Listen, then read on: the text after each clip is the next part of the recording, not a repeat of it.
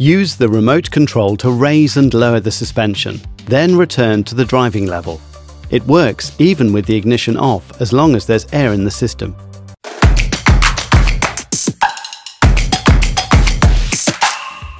Use the remote control here to set the ride height. This is the up control with its activation light. And this is the down control with its activation light. To store a height, press the button for at least 5 seconds. And to retrieve the memory, press for 3 to 5 seconds. After changing from the default driving position, press this button to return the vehicle to the right height. When starting and when you exceed 10 km an hour, the vehicle automatically returns to the default drive height. If you want to climb a high curb or go into a very low tunnel, do not exceed 10 km an hour to retain a stable position.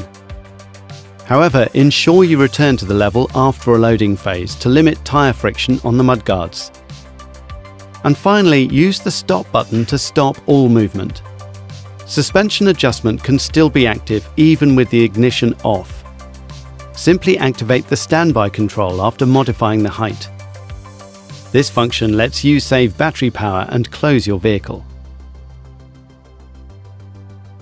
On a model with integral suspension, you can also select the various front and rear axles, store their height and monitor the adjustments via the selection lights.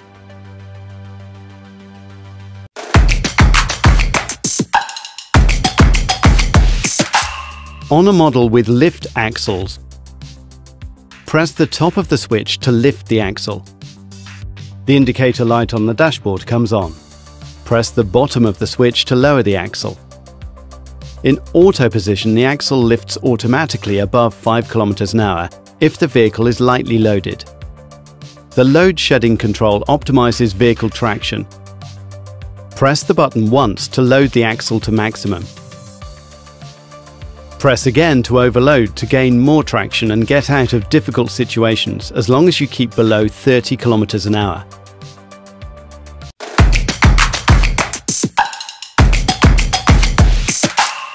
Start line. The keys to a winning start.